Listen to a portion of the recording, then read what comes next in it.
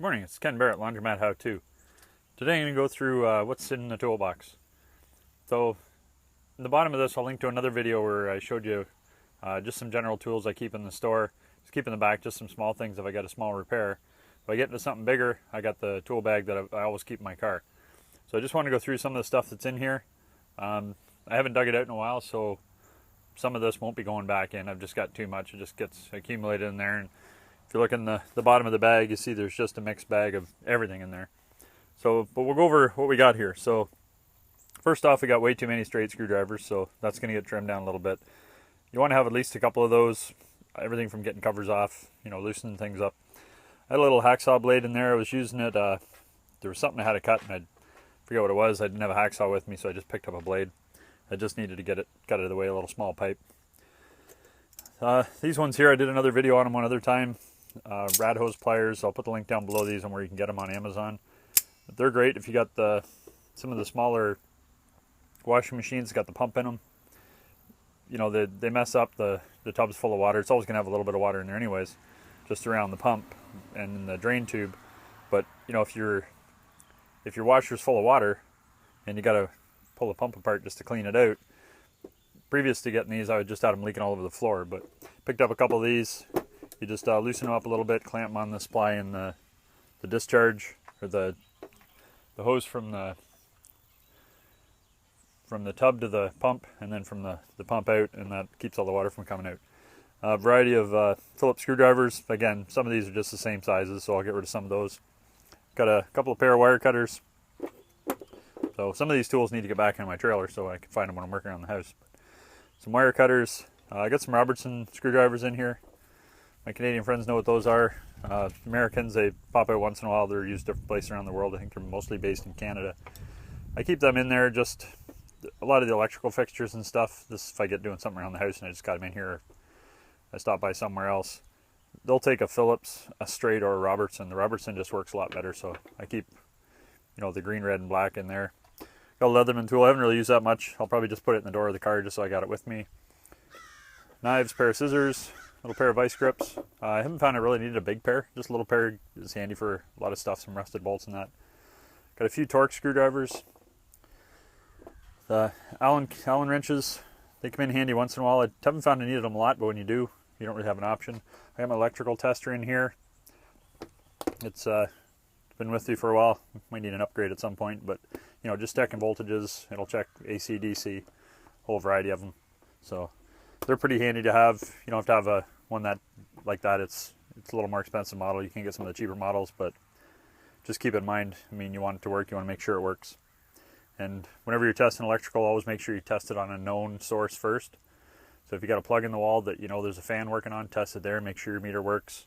Test it again on the one that you're making sure is off before you work on it, and then test it again. Test your meter again on the known one, so you know that yes, it was working before and after you tested the circuit that you're going to work on. If you're just looking for voltage, use all the caution you need to. Pair of Lineman pliers. I've had those for years. You can tell they're well used. You can see the little spot there where I cut into a live wire one time and blew a little hole in them. I've had those probably 30 years. Gets back to it too. You buy good tools. Good tools will last for a long, long time. Some needle nose. They're always handy. These ones I ground down once before just to actually try and use as a pair of snap ring pliers. And they did work on what I was doing on, so I keep them around. They come in handy once in a while. Again, the torque screws, you run into a lot of those. You want to keep those handy. Aviation Snips. Just, anything if you're working on some ducting or something, you got them there. Wire strippers. Channel lock pliers. Again, these are about as old as those ones. I won't go anywhere without them. They say there's one tool for every job, and I believe that one tool is channel locks. I don't think that's what they really meant, but that's what I use it for. Just a mid-size pipe wrench. This is 14 inch. It's a steel one. You can get them in aluminum. They're a little more expensive, but a lot lighter to carry around. So that might be an option that way. A couple of pair of adjustable wrenches. And then we get into sort of a mixed bag of stuff here. There's another Torx wrench. Get that down where it should be. A couple of different pry bars. These come in handy if you got to move some washing machines. Say you're trying to get to the bottom of even just one of the small front loads, you need to get to a shock mount or something on the bottom. They're really easy to get in there and just pry them up enough that you can get it pulled out. Of course, everybody can use a big screwdriver, but that's not what they're for. You're supposed to use a pry bar. It's always handy to have that, but I always keep a pry bar, a couple of different sizes. Just, you know, they're inexpensive and they're handy to have.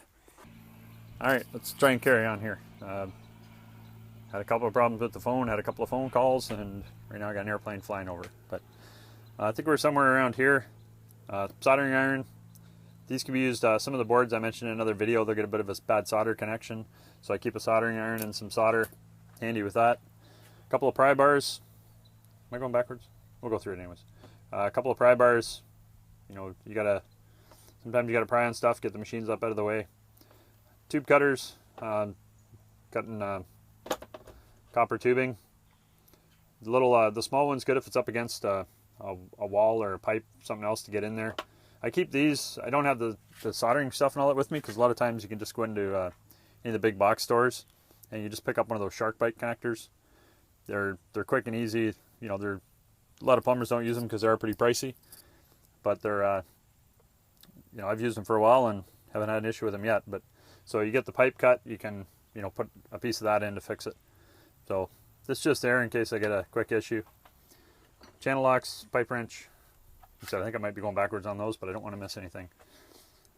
Up through here, this is just kept in a small part of the bag where it's, you know, tie wraps, pencils, pens, little screwdrivers, you know, just all those little things that you need handy when you're working on something. Another electrical tester. This particular one is just to tell you that voltage is there. It's good for, I believe, anywhere from 5 to 1,000 volts. You turn it on, see if I can get it here. It's not going to do much here because we don't have any power. I don't think it's going to pick up anything in the truck. But they're really handy just to see if you got power there. Troubleshooting is kind of tough, but if you're going to work on a piece of equipment, it's pretty handy to have.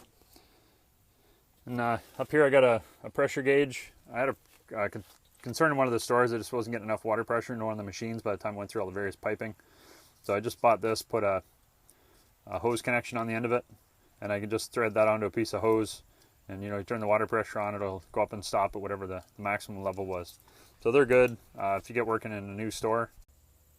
All right, and we're back again.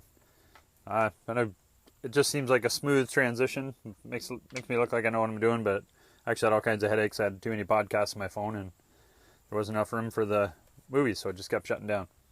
So I think we're on the pressure gauge there. Again, if you're setting up a new store, it's handy to have. Just make sure you got a good pressure there for each of your machines. And what you can watch on that too is you can put it at the end of a pipe run, start a bunch of machines in between, and get an idea on how far that drops down to see, you know, you might have the pressure there, but if you don't have the volume behind it, then you're going to lose it when you start running a bunch of machines. The headlamp, you know, again, like I said in a previous post, they look stupid. You look weird wearing them. Once you get them, they're the handiest thing going, especially when you're behind dryers or above ceilings, etc. Marrettes, wire ties, wire nuts, whatever you prefer. I always keep a bag of them. I had little in there. There's some little small gray ones. If you get working on putting a new ballast into fluorescent light, you got to cut out the old ones, and it's a real small wire. I got a little bit of it laying here. It's a real small copper wire, and you got to have those little tiny wire nuts to get them back together. And you've got to cut the wire out when you put a new marrette in, or when you put a new ballast in. It's just the easiest way in trying to pull all the ends off. So they're all color coded. It's easy to do. If you're not comfortable with electrical, then you know, hire somebody in. But I'm an electrician, so I don't mind doing a lot of little stuff. It's easy enough, and that's what I do. So some other things, always handy to have some flashlights around, electrical tape, some of the pipe hanger wrap, all around, various names for it. I'd keep some in there. You just never know when you're going to need some. Teflon tape, hockey tape, more electrical tape, and various scissors and stuff. Inside the bag, as shown before, mixed bag there. Some of this will get thrown in the trash, but some things you always want to keep around. Little hose gaskets, you're going to need them. You may get in there and have a small leak and find it's just your gaskets wore out. So keep those handy. I'll go through the rest of this junk and get rid of what I don't need. This particular bag I use, it's a Dewalt bag.